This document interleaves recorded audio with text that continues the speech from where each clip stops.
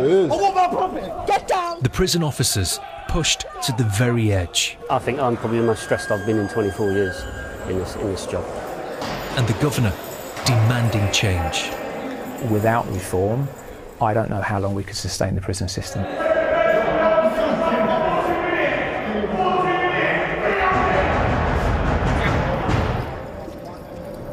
Our prisons are changing.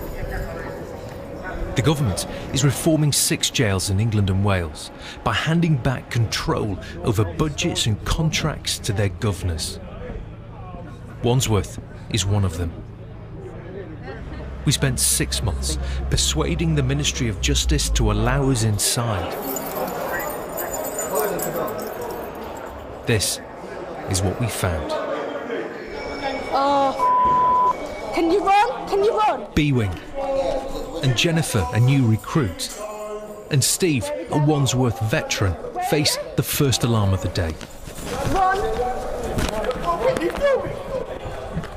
An inmate is refusing to go back to his cell.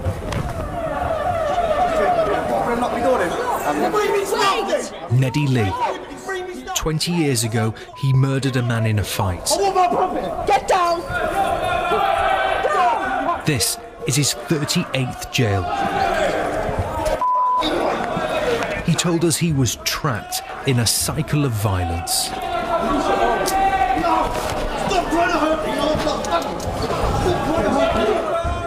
In the 2 decades I've been in, I've had warfare in jail. I got sliced down the side of the face and I don't know who cut me. It's been non-stop, constant. Violence? Violence non-stop. Been stabbed through the chest. I've had my arm broke. I've got 3 broken bones in my hand.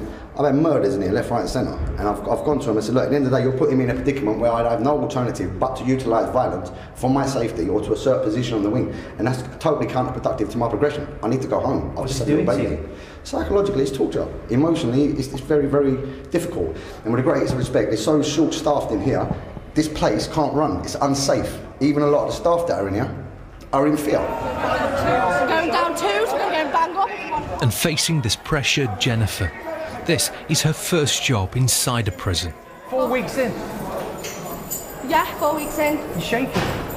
Yeah, but it's the, you know, it's the rush, you know, of something going to happen. Like, I've done so much. So it's the first time I've used my CNR, which is use of force. It all goes off here. Job for you? Yeah, definitely. Like, it happens on a regular basis. We just have to get used to it. At times inside Wandsworth, it felt relentless. An overcrowded, understaffed Victorian jail. This alarm is because there's been a fight in the yard. So that looks like a chair leg that was thrown down there. At least one officer has been hurt. Are you all right? We're all leaving. To understand what happened, we asked to watch the CCTV footage. There you go. Okay. On the left, you can see one inmate attack another with the chair leg, breaking his arm. In seconds, the fight spreads.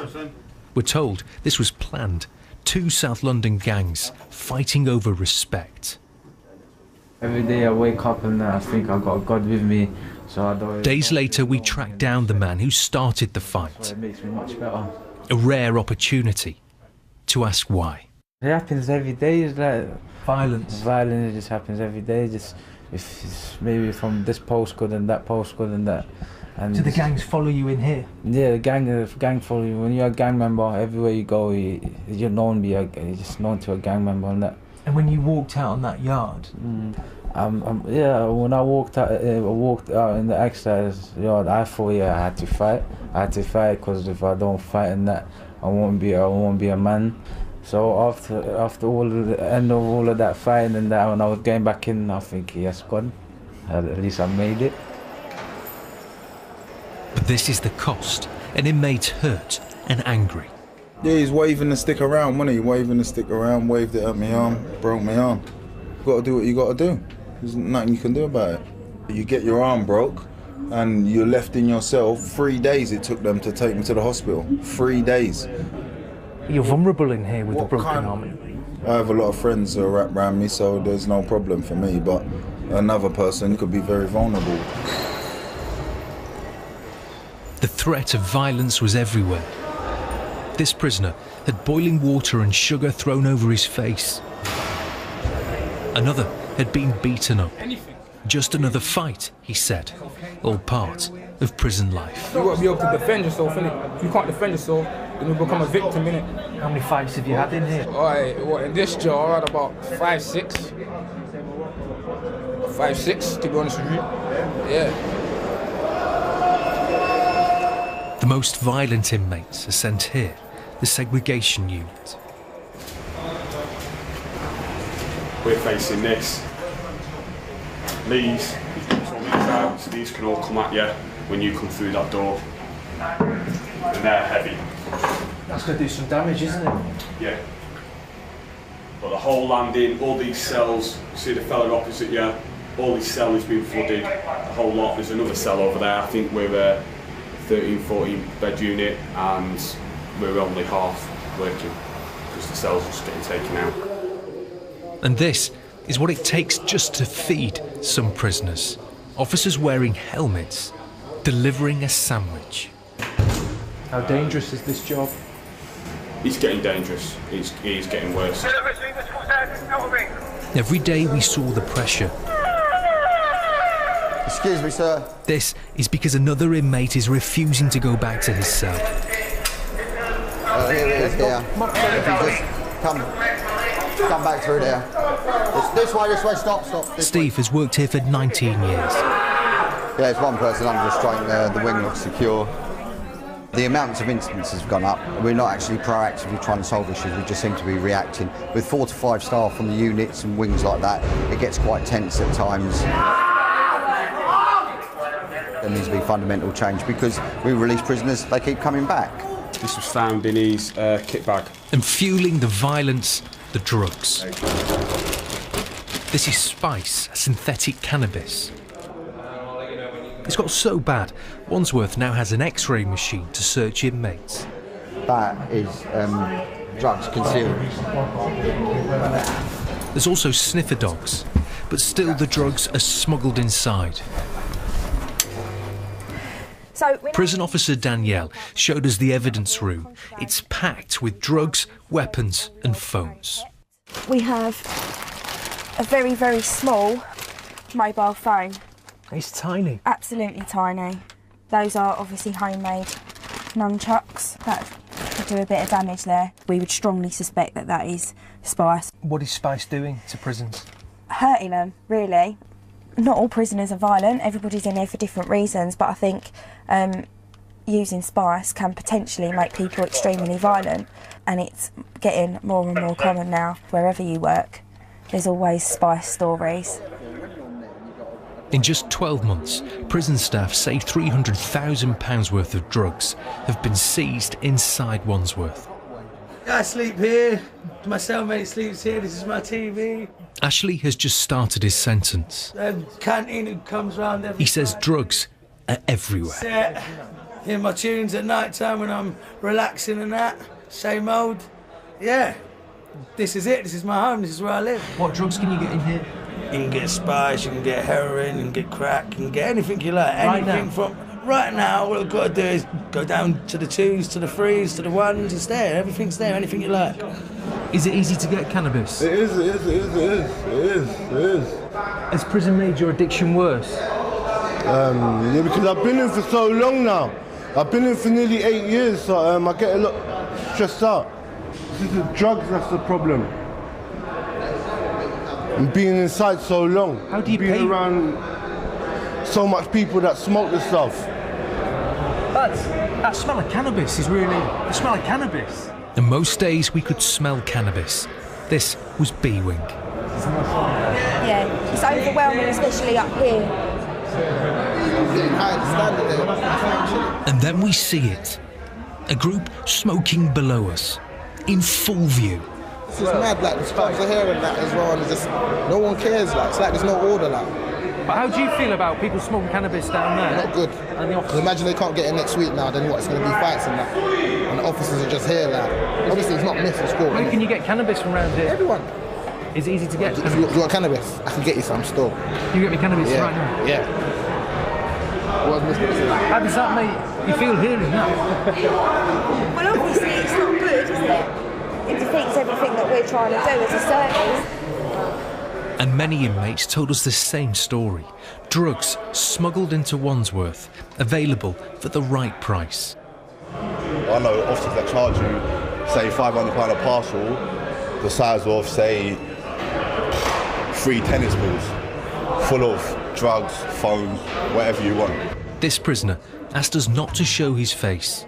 He wanted to talk about corruption.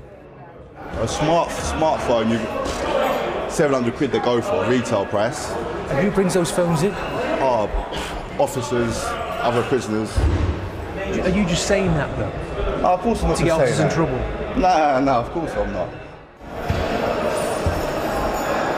If it is a member of staff who is quite willing to bring in a mobile phone or some drugs, that could potentially put me and everybody else in danger. I don't want to work with them. How big is the problem?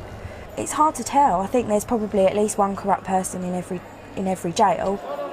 Inside Wandsworth, inmates and staff talked freely about corruption. The governor admitted there was a problem and that he had to deal with it. Corruption is the one thing that I absolutely cannot stand. And I think that's a very clear message from me, that one of the first things we would do with reform is to think very carefully about how do we deal with those issues of corruption and what do we do to tackle those staff bringing that drugs in, because that will deal with some of the issues that you've highlighted and that you've seen over the last week. But the corruption, drugs and violence are just part of the story. In Wandsworth, we found a jail facing another crisis. No good. And how are you in your mind? How are you? No good. Cut. This cut. Okay. Twice in Wandsworth, this man came to see us. He'd cut every inch of his body. Desperate, he speaks very little English. Are you getting mental health help? Yeah. I is crazy. No sleeping every day. Sleeping. I cut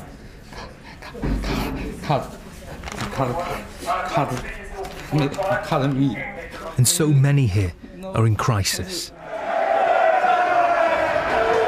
This man jumped over the railings onto the netting.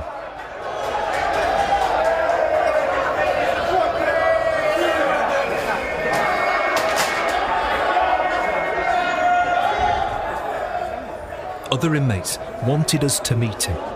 They said he shouldn't be in a jail. Severe mental health. Needs help. Who's this?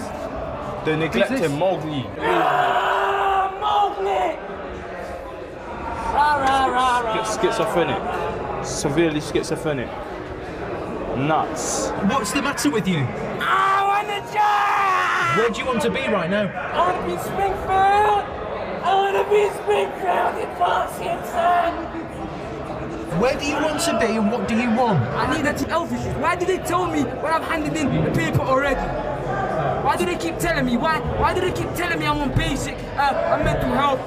In Wandsworth, officers are constantly assessing prisoners. This cell. Are you sure? Here, an inmate has smashed up his cell. He's in distress. Nathan has self-harmed. He says his mental health is getting worse. This is my artwork, okay? This is Romeo, if you can see. Goes down there. If you can see down there, there's a bottle of tequila, yes. There's also a very large gun there. Can you see that? Yeah, nice belt. So Romeo meets, and then love hearts, okay? And then if we go down here, you'll see Juliet. And if you look at the print of Juliet here, that's art. I've got personality disorder. I'm also signed off from the doctor for severe anxiety, and I only just received my medication yesterday. Being in prison with your needs, what does it do to you? Made me suffer, basically. I sort of no other option other than to say, let me make a phone call holding the razor blade to my arm like that, and then eventually the officer opened up the door. Are you asking for help from people? Yes, I am asking for help, but the service seems to be so slow. Not find a prisoner. For officers like Steve, the demand can be overwhelming. They say 85% of people that come into prison have mental health issues, be it personality disorders, or be it more like schizophrenics, bipolars, etc. What's the pressure like? If you can't look after vulnerable people, all right, in a safe environment, all right, people will get hurt and people will die. Do you think lives could be saved if there were more members of staff? Definitely. Definitely. The amount of self-harm and self-inflicted deaths are on the increase. This inmate, a failed asylum seeker, talked about taking his life. He'd sewn his lips together and was on hunger strike. I think about this every day for kill myself. I go Friday start, I dry hunger strike. I don't drink water, don't eat nothing. Because here is many stress. No 23-hour closed in cell. It affects you, And dealing with suicide, officers like Andy. He says he can't forget the faces of prisoners who've taken their lives. It leaves a big impression because I can see probably 8 of the guys that I've dealt with, you know, and I've dealt with more, but there's 8 specific guys, I can still see their faces. And some of those guys, you know, one of those guys was back in 1994, you know, that I happened to cut down. Another guy, you know, it was around about 96, and I can still see him, I can still see the grimace on his face. But how to cope with all the violence, self-harm and addiction when nearly half the inmates here are foreign and many can't speak English? Are you from Romania? Romania? So many Romanians, I'm from Romania. like Richard and Antonio Silvio. They say they've served their time, but are waiting to be deported. 3 weeks ago, he finished my punishment. You know, let me go home. Do you want to go back to Romania? Yes, I want to go back. I don't want to come back here never. I'm from Romania, but it doesn't matter where you're from. Human rights are human rights. Okay. This is my cell. I don't even have hot water, as you can see here. No kettle. There's no reason. Because in any way they're gonna send me to Romania. So why they want to hold me more? Now you have to see how long healthy you be. Some foreign prisoners take English lessons, but the majority don't. And with so many languages being spoken inside Wandsworth, the jail struggles to cope. It's hugely difficult. 30 or 40 different nationalities, 30 or 40 different languages, and they provide a huge challenge because there is lots of argument and debate about how much we engage those people into work or into education and how much energy we put into people that ultimately might not be here and be deported. It's clear there aren't enough prison officers to deal with the problems facing Wandsworth. Across England and Wales, the number of prison staff has fallen by more than 30% in the last 6 years. For new members of staff, these conditions are all they've ever known. Is it what you expected it to be? Yeah, well, what do you expect prison to be like? Prison is prison. Did you expect this? Yeah. I expected daily arguments, daily fights. I pulled out my baton for the first time yesterday. I cut down my first hanging prisoner 2 weeks into the job. You are going to be faced with a lot of realist things. You're going to be faced with shocks. But it's do you want to do this job? I came into this job to be able to rehabilitate certain prisoners. Can you do that? I think I can.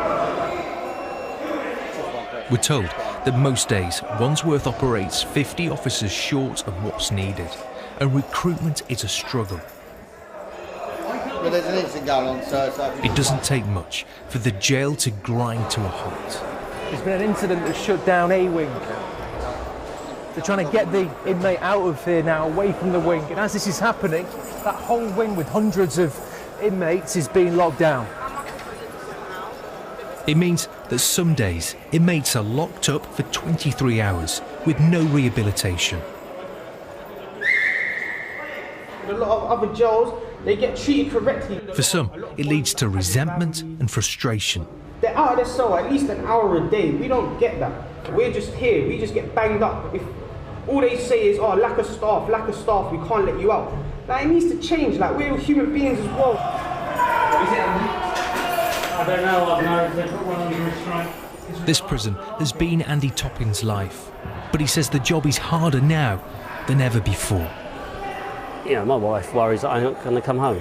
If she could, she would have me out, out the job. And it's because I care. I want to make a difference. I believe my staff want to make a difference. You know, we're struggling. We haven't got the staff. No, leave it. It's all right. It's all right. Leave it. We're all right. What's happening to your mental health? I don't think people care. I don't think people care about what's happening to my mental health. But what is happening to your mental health? I think I'm probably the most stressed I've been in 24 years in this job. What's going to happen to you?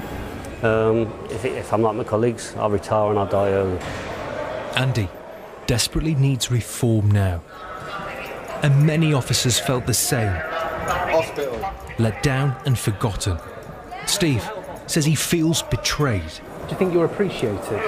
No, we're definitely not appreciated. You can tell that by the amounts of cuts we've received.